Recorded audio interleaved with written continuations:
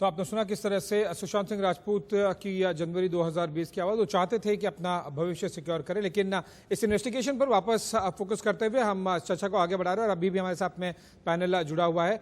और सबसे पहले मैं सावंत जी के पास में जाना चाहूँगा। सावंत जी, जब संजय राउत जी जब मुंबई पुलिस की इन्वेस्टिगेशन पर लगातार ब्रीफिंग देते हैं तब कोई क्वेश्चन नहीं उठते हैं।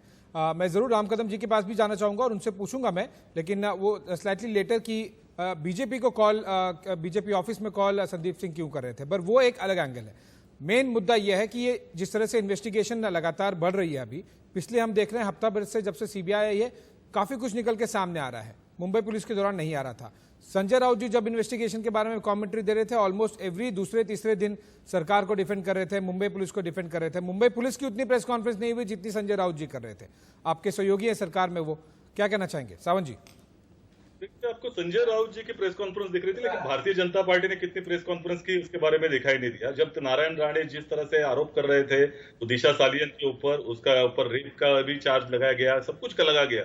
उनके पिताजी और उसके जो माँ बाप थे दिशा सालियन के, उसकी प्रेस कॉन्फ्रेंस की चर्चा नहीं हुई, जिसने उन्होंने बाकायदा कहा था कि हमारा ये चरित्र हनन बंद करे करके। लेकिन देखिए क्या है, ये मीडिया नैरेटिव चल रहा है। अभी जो आप टेप की बात कर रहे हैं, दूसरे चैनल में भी वही टेप दिखाई दे रहा है। और मैं इत्तेफाक रखता हूं हमारे दूसरे पैनलिस्ट से कि किस तरह से सीबीआई इस मामले को लीक भी करते जा रही है। और मैं अफसोस के बाद इतना कहना चाहता हूं कि मीडिया का काम ये नहीं इन्वेस्टिगेशन करना, मीडिया का काम है ये जो सच्चाई है उसको दिखाने की कोशिश करना।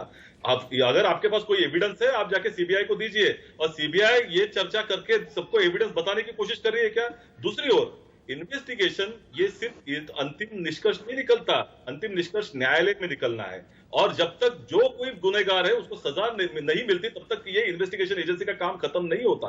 दूसरी ओर जिस तरह से नैरेटिव बदलने की कोशिश बाकायदा भारतीय जनता पार्टी की तरफ से और जो गोदी मीडिया जो हम कहते हैं उनकी तरफ से हुई है, इसके बारे में भी तवज्जो देना चाहूंगा। ईडी 2 महीने से इसकी जांच कर रही है, वो 15 करोड़ कहा गया, इसके बारे में कोई चर्चा नहीं हो रही। क्यों ईडी ने अभी तक केस दाखिल नहीं किया, इसके बारे में भी तो चर्चा होनी चाहिए। क्योंकि जिस तरह से एक नैरेटिव बदलने की कोशिश बार बार हो रही है, अब ये जो दूसरा बड़ा नैरेटिव आया जिसमें भारतीय जनता पार्टी का डायरेक्ट रोल है, ये संदीप सिंह कौन है, इनके संबंध क्या है, ये इतना छोटा बात नहीं है, उसके बारे में चर्चा नहीं हो रही। मैं तो समझता हूं कि ये एपिसोड जो इस तरह से चर्चा कर रहे हैं, ये इसी के बारे में होनी चाहिए थी कि किस तरह से 53 कॉल भारतीय जनता पार्टी के कार्यालय में कहे गए हैं, किस तरह से एक व्यक्ति जिसके ऊपर चाइल्ड मॉलेस्टेशन का केस था, जो पूरी तरह से ड्रग के मामले में अभी इन्वेस्टिगेशन की जांच में आया है, वो नरेंद्र मोदी जी का बायोपिक बनाता है। उसके बारे में चर्चा आप क्यों नहीं करेंगे? 177 करोड़ का एमओयू उसके पास साथ में कैसे साइन हुआ, जबकि उसकी कंपनी लॉस मेकिंग थी? किस तरह से बढ़ावा दिया जा रहा था इस आदमी को? क्या रिश्ते हैं भारतीय जनता पार्टी के? इसके बारे में जांच कब करेंगे, इसके बारे में चर्चा कब करेंगे?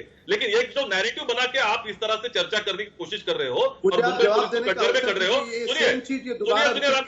सावंत जी सुन लेते हैं, सावंत जी सुन लेते हैं। आपने काफी एलिगेशन लगाए। अभी राम कदम जी से सुन लेते हैं, राम कदम जी सुन लेते हैं, सावंत जी सुन लेते हैं। अभी राम कदम जी सबसे पहले तो मैं, क्योंकि जानबूझ के मैं इंटरव्यू नहीं किया, हालांकि मेरे बहुत बार इच्छा की सावंत जी को बोलने की कि अगर हमें नरेशन बनाना होता या और किसी को भी बनाना होता तो आप इस पैनल में नहीं बैठे होते। हम ये ऑब्वियसली नरेशन कोई नहीं बना रहा है। सावंत जी, मीडिया का काम नहीं है कि ऐसा कुछ इन्वेस्टिगेशन आया तो सीबीआई को ले जाके दे दे, बिल्कुल नहीं। अगर हम यही करते सावंत जी यही करते तो फिर 2G स्कैम नहीं बाहर आता, CWD स्कैम बाहर नहीं आता, सुशांत केस में सीबीआई का इन्वॉल्वमेंट होता ही नहीं। अगर आप कह रहे हैं कि केवल और केवल हम प्रेस कॉन्फ्रेंस कवर करें और सीबीआई को लाके दे दें, ठीक है सर, जब मीडिया को जरूरत पड़ी है हमने सीबीआई तक को क्वेश्चन किया है, सावंत जी चलिए ठीक है, आपके पॉइंट्स राम कदम जी शुरुआती आप सबसे पहले सावंत जी जो कह रहे हैं वो पॉइंट्स का रिबटल दीजिएगा। लेकिन ये एक बहुत महत्वपूर्ण मुद्दा सावंत जी ने उठाया, वो ये कि 53 बार फोन कॉल किसको किए संदीप सिंह ने बीजेपी ऑफिस में? आपने कांग्रेस के प्रवक्ता को बड़ा लंबा समय दिया है, मैं चाहता हूं कि मैं बोलते समय मुझे वो व्यक्ति न करे, मुझे बोलने का पूरा अवसर। सबसे पहले महत्वपूर्ण बात यह है जिसे मैं दोहराना चाहूंगा कि 65 दिन महाराष्ट्र सरकार के पास ये जांच थी, तब ये कौन सी कुंभकर्ण की निद्रा में थी, तब तुम्हें क्यों संदीप सिंह याद नहीं आया? मैं खुला आह्वान करता हूं महाराष्ट्र की सरकार को, बीच में न बोले 65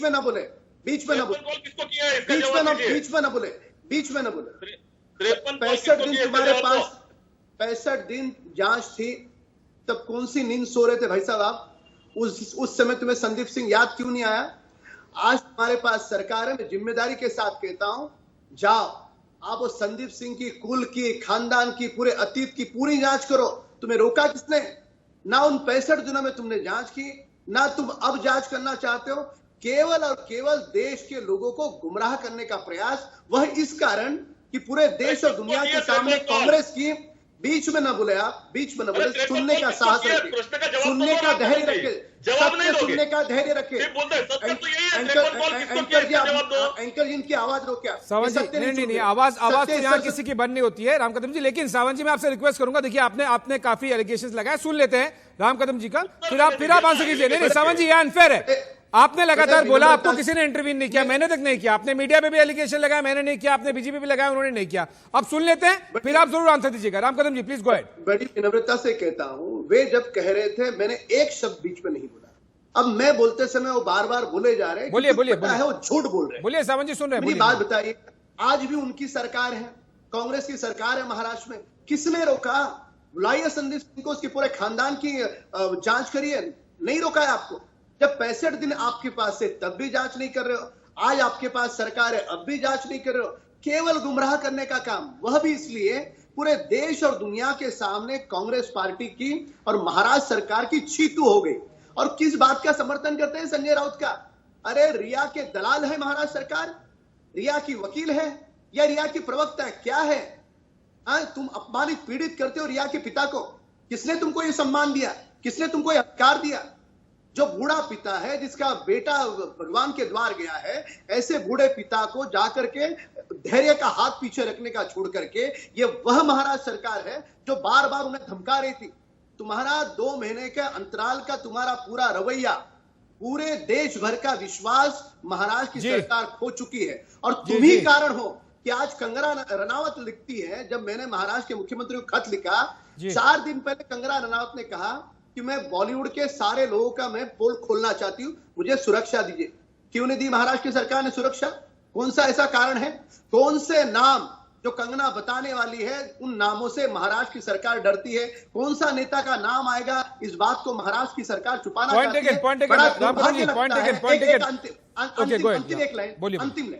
अंतिम लाइन देखिए, कंगना के प्रति मुझे नहीं, पूरे देश को अभिमान है।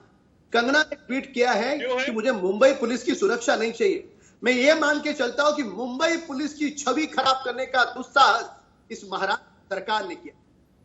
ओके सावंत जी, आपके पास आऊंगा। एलन राव जी, ये अब ये पॉलिटिकल एलिगेशन है, अब चाहे वो संदीप सिंह वाला एंगल है, क्या संदीप सिंह वाला एंगल मुंबई पुलिस इन्वेस्टिगेट कर सकती है कि नहीं कर सकती है? देखिए, इसको इन्वेस्टिगेशन करने में किसी को कोई रोकना नहीं, कोई रोक नहीं सकता था। अगर ये ठीक कह रहे हैं आप कदम जी कि अगर कोई बात थी, संदीप सिंह का कोई इसमें इन्वॉल्वमेंट था, अगर वैसे तो इस केस में, सुशांत केस में संदीप सिंह का कोई इन्वॉल्वमेंट लग नहीं रहा है, क्योंकि अब ये एलिगेशन सारे हैं संदीप सिंह के बारे में कि वो नारकोटिक्स से रिलेटेड कुछ बात कर रहे हैं, लेकिन इससे कोई सुशांत से केस से कनेक्टेड नहीं था, इसलिए मुंबई पुलिस ने शायद इसको इन्वेस्टिगेट नहीं किया है। अब ये नई नई बातें, पॉलिटिकल कुछ बातें हो रही हैं, उससे कोई इस केस का लेना देना मैं नहीं समझता हूँ है। हमें ये पॉलिटिकल बातें भुलाकर हमें सिर्फ एविडेंस के ऊपर इस केस की इन्वेस्टिगेशन और आगे इस केस की इन्वेस्टिगेशन में सच्चाई कैसे पता लगे, ये इस पे जानकारी हमें लेनी चाहिए। और मैं समझता हूँ सीबीआई भी इसमें संदीप सिंह का कोई रोल अगर होगा तो नारकोटिक वाले चैनल के द्वारा एनसीबी करेगी। सीबीआई इसमें संदीप सिंह का रोल इसमें मुझे नहीं लगता कोई इसमें इन्वेस्टिगेट करने वाली है। मैं लास्ट राउंड में अपने डिबेट के एंटर कर रहा हूँ। प्रेम कुमार जी, अगर ये सीबीआई चोरी चुपके बंद दरवाजे में अगर इन्वेस्टिगेट करेगी तो फिर ये संदीप सिंह का एंगल होगा, ड्रग्स का एंगल होगा, ईडी का एंगल होगा, ये एंगल्स कैसे बाहर आएंगे? प्रेम कुमार जी, मुंबई पुलिस ने, आप तो चाहेंगे ना कि बीजेपी ऑफिस में 53 बार किसने फोन कॉल किया वो इन्वेस्टिगेट हो जाए? रिपोर्ट है, एफएसएल रिपोर्ट है, सीसीटीवी फुटेज, प्रेम कुमार जी, सबका एक कोऑर्डिनेटिंग एफर्ट्स करना। देखिए आशीष जी, मैं चाहूंगा कि इन्वेस्टिगेशन जिस बात की हो रही है वो अंजाम तक पहुंचे। वो इसको स्कूप बना करके उसका तमाशा खड़ा करके डाइवर्ट करने की कोशिश को मैं पक्ष नहीं लूंगा, उसका समर्थन नहीं करूंगा। और मीडिया की बात कर रहे थे, दुनिया ने देखा है कि मीडिया ने किस तरह से जनता के चुने हुए प्रतिनिधि को किस तरह से संबोधित किया, कितनी बेइज्जती करके पुकारा, कितना अपमान किया। एक मुख्यमंत्री को इस तरीके से मीडिया नाम लेता है इसलिए कि टीआरपी में वो नंबर 1 हो जाए। ये है मीडिया का चेहरा जिसने कि सुशांत सिंह केस को डाइवर्ट करने की कोशिश की। आप उसे डाइवर्ट कीजिए, हम कहेंगे कि एक अगर मीडिया कैंपेन नहीं करता तो सीबीआई होती नहीं और मुंबई पुलिस कुछ नहीं कर पाती अभी तक। नो प्रॉब्लम सर, चाहे कांग्रेस हो, बीजेपी हो, शिवसेना हो, आपको लगता है ब्लेम कीजिए, कोई बात नहीं है। हम जान रहे हैं हम क्या कर रहे हैं। आज वो मीडिया कैंपेन हुआ है तब इन गवाहों की हिम्मत हो रही है कि वो बाहर आके कह पा रहे हैं, और तभी परत दर परत निकल के आ रही है सुशांत सिंह राजपूत केस के अलावा ड्रग्स एंगल सामने आ रहे हैं, बाकी सारे बॉलीवुड की काफी गंदगी सामने होगी। चलिए आपका पॉइंट टेकन प्रेम कुमार जी। इसी के साथ में मेरे पास समय काफी कम बचा है। आप सभी लोगों का मैं शुक्रिया अदा करना चाहूंगा और आई एम सॉरी जिनके पास मैं बहुत ज्यादा डिस्कशन के लिए नहीं आ पाया, पर आप सभी लोगों का बहुत बहुत शुक्रिया।